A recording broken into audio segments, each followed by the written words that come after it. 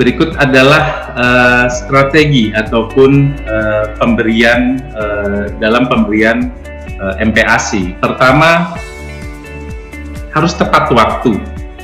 Apa sih yang dimaksud dengan tepat waktu?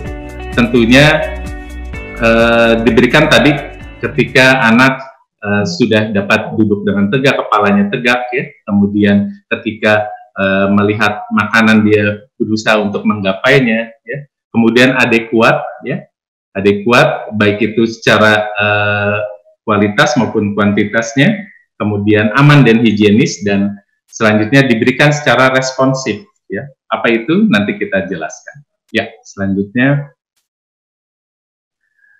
Nah, ini yang tadi tepat waktu. Jadi pemberian ASI, ketika pemberian ASI saja tidak cukup, ya, maka pemberian MPASI pada saat usia 6 bulan itu perlu diberikan dengan cara tadi kepalanya ketika kepalanya tegak, kemudian duduknya stabil, ya, saat didudukan, kemudian ada refleks untuk menjulurkan lidah, ya, dan ketika refleks menjulurkan lidah dan juga refleks untuk muntah ini sudah berkurang, itu anak sudah mulai menunjukkan kesiapan untuk diberikan suatu MPASI. Ya, kemudian juga tadi sudah mulai itu melihat, biasanya anak melihat ibunya sedang makan, ya, itu sudah mulai ada ketertarikan untuk mencoba untuk makanan tersebut. Ya, selanjutnya, ya, kemudian selain tadi ada tepat waktu, selain itu juga ada yang namanya adekuat, ya. Adekuat kita tadi bagi dua, baik itu adekuatnya MPASI tersebut adalah mengandung zat gizi yang lengkap dan seimbang, baik itu makronutrien dan juga mikronutrien, di mana makronutrien mengandung karbohidrat, protein hewani, nabati, lemak, ya. Kemudian juga secara mikronutrien mengandung zat besi, kemudian vitamin A dan juga zinc.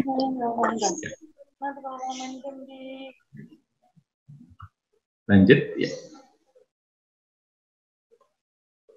Ya, selain itu yang tadi secara kualitas juga MPASI ini harus adekuat, ya. Tadi terdiri karbohidrat, protein, kemudian ada sayur, buah, lemak, dan juga terkandung ASI juga, ya. ASI tetap diberikan sampai usia 2 tahun. Ya, selanjutnya.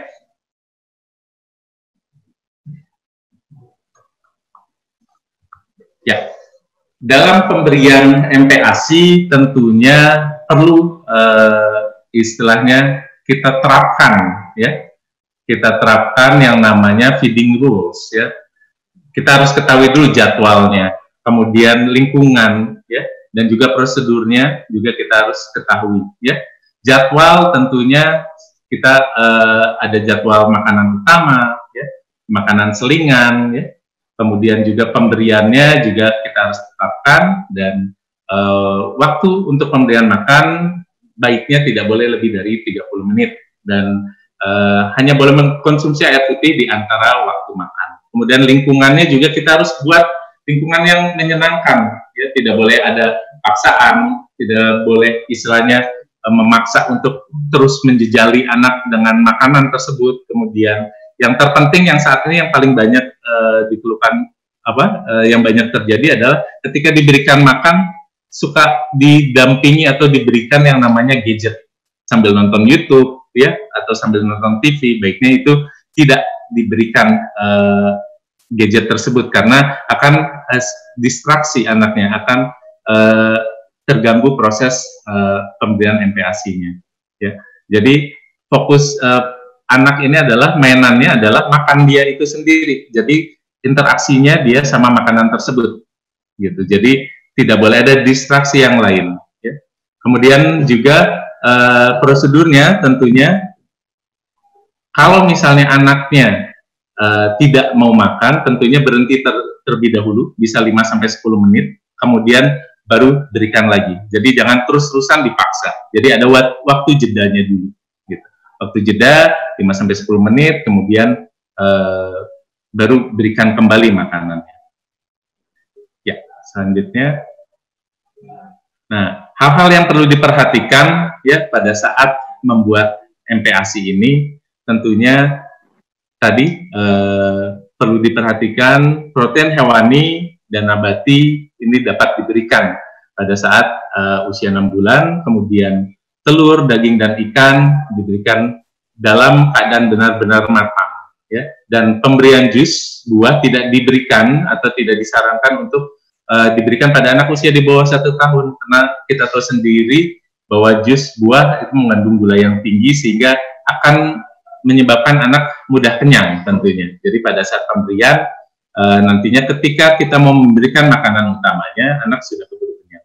Dan pada anak usia di bawah 1 tahun kita tidak memberikan yang namanya madu, ya, karena dapat bereaksi menyebabkan suatu yang namanya diare disentri atau diare oleh karena bakteri. Kemudian tentunya jangan lupa ketika menyiapkan makan, memberikan makan, ibu atau yang pengasuhnya itu harus melakukan kebersihan cuci tangan. Ya.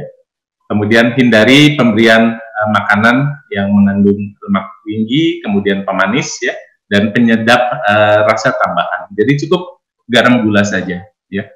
Kemudian untuk disarankan juga untuk talenan ataupun untuk tempat memotong, ya, memotong makanan, ya, dipisahkan, ya, antara yang memotong bahan mentah sama yang bahan matangnya. Kemudian tadi sama dengan cuci tangan, kebersihan dan peralatan juga perlu diperhatikan, ya. Dan pemberian minyak tambahan dari mentega, ya, santan itu juga bisa ditambahkan, ya. Oke, selanjutnya, nah berikut merupakan yang kita sebut dengan adekuat secara kuantitas. Jadi kan ada yang kualitasnya, ya. Kemudian ini kuantitasnya, jumlahnya berapa kali sih pemberian MPASI, ya. Pada saat anak usia 6-8 bulan kita bisa memberikan MPASI 2-3 kali, ya. Jumlah kaloriannya kurang lebih ya 200 kilokalori per hari, ya.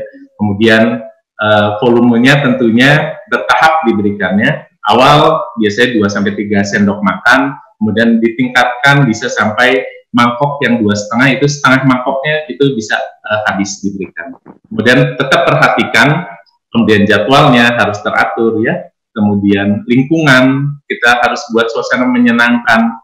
Jadi namanya tadi responsive feeding adalah pemberian makan di mana terjadi interaksi antara yang memberikan makan dan yang memakan, gitu. Jadi antara orang tua atau ibu maupun ibu ayah ataupun pengasuh pada saat memberikan makan itu harus berinteraksi dengan anak, baik itu mengajak bicara, kemudian bisa sambil bernyanyi, ya, menyanyikan lagu, sehingga suasana menjadi menyenangkan dan anak pun semangat, gitu. Ya.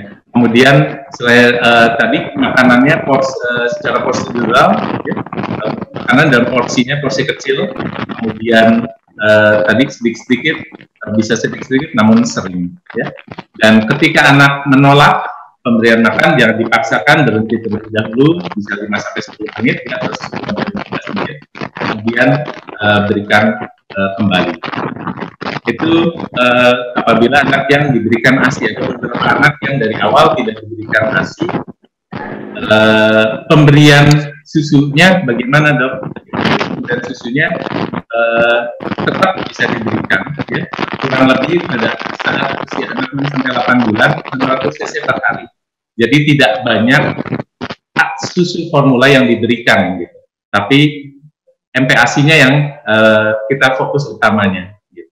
Karena kalau sudah terlalu banyak diberikan susu formula, tentunya anak akan menjadi sudah kenyang duluan, sehingga pada saat diberikan makan anak tidak akan mau makan. Gitu. Sama untuk pemberiannya dengan cara responsive feeding, ya, tidak lebih dari 30 menit, kemudian tidak ada distraksi, ya, dan juga tadi ketika anak mulai menolak diberikan makan, ya, berhenti terlebih dahulu, kemudian baru tawarkan kembali. Dan untuk anak di atas 12 bulan itu boleh diberikan tambahan yang tadi selain susu formula bisa diberikan susu UHT. Ya, selanjutnya. Nah, ini secara rangkuman dari awal biar mulai dari perkembangan anak, teksturnya seperti apa, frekuensi dan banyaknya, porsiannya seperti apa. Nah, pada saat mulai usia 4-6 bulan ya, dan pemberian ASI ini diberikan pada saat 6 bulan, seorang anak biasanya mulai tuh mulai respon membuka mulut ketika sendok mulai didekatkan ke mulutnya. Jadi pada saat pemberian makan itu tidak kita jejelkan, namun kita simpan saja di depan bibirnya dia, maka mulutnya akan terbuka dan akan mengambil makanan tersebut. Ya, dia biasanya akan menyeruput untuk usia 6 bulan gitu, menyeruput, kemudian setelah itu dia akan menghisap ya dan juga menelan. Kemudian pemberian makanannya jenisnya adalah jenis yang pure, yang istilahnya yang yang bubur saring ya, yang lunak, ya istilah yang halus ya. Kemudian usia-usia 6-9 bulan tersebut ya biasanya juga gigi depan sudah mulai tumbuh. Nah, kurang lebih usia 8 bulanan itu bisa kita berikan makanan yang sifatnya bisa dia mood ya, bisa dia gigit-gigit ya, sehingga itu membantu untuk meningkatkan bisa respon oral motornya dia. Dan pemberiannya sama kayak yang tadi 2-3 kali ya. Dan makanan selingan bisa diberikan ya sehari 2 kali, bisa pada pukul 10 maupun pukul 16 sore. Dan ukurannya, jumlah porsiannya yang tadi sudah disebutkan, setengah mangkok atau 125 mili. Kemudian bertambahnya usia 9-12 bulan, dia sudah mulai merapatkan bibir ketika disuapin, sehingga fungsinya itu biasanya untuk membersihkan makanan yang ada di sendoknya gitu. Kemudian juga tadi dia dapat mulai menggigit-gigit tuh tekstur makanan yang lebih keras, biasanya wortel yang direbus, kemudian juga kentang rebus ya, dia sudah mulai tuh menggigit-gigit. Kemudian makanannya juga teksturnya sudah mulai ditingkatkan ya, cincang halus kemudian ataupun cincang kasar ya. Dan usia 8 bulan ke atas anak sudah mulai bisa menggenggam makanan sehingga bisa diberikan yang namanya finger food ya. Dan pemberian makanan ini ya dapat diberikan sama 3-4 kali ya, bisa juga. Kemudian selingannya juga 1-2 kali bisa. Dan porsiannya tadi sama yang 6-9 bulan, setengah mangkok yang ukuran 250 ya. Dan ketika usia 12 bulan ke atas itu sudah menu makanan keluarga karena dia sudah mulai bisa mengunyah, kemudian tekstur makanannya pun bisa beragam ya. Dan pemberian makannya sama usia 9-12 bulan itu dia sudah 3-4 kali, dan porsiannya itu sudah mangkok penuh yang 250 ya. Selanjutnya. Nah, berikut kadang-kadang ada orang tua itu kalau untuk kebutuhan kalorinya gimana sih dok ngitungnya untuk diterapkan. Nah, berikut saya tampilkan beberapa konversi takaran bahan-bahan makanan ya, mulai dari nasi, jagung, kentang ya.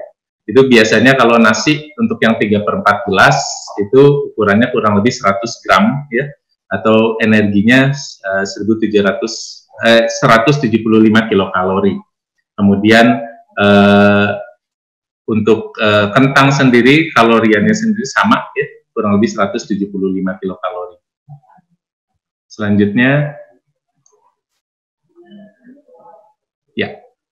Nah, ini juga untuk tahu tempe ya, ini mungkin bisa dilakukan browsing, searching, banyak untuk takaran bahan makanan baik itu karbohidrat, protein hewani, protein nabati ya. Ya, selanjutnya ini potongan porsian dari suatu makanan protein hewani, ya, daging sapi, ya, ataupun daging ayam, di mana kurang lebih kaloriannya itu 95 kilokalori. Ya, selanjutnya, ya, bisa dilewat saja ini. Ya.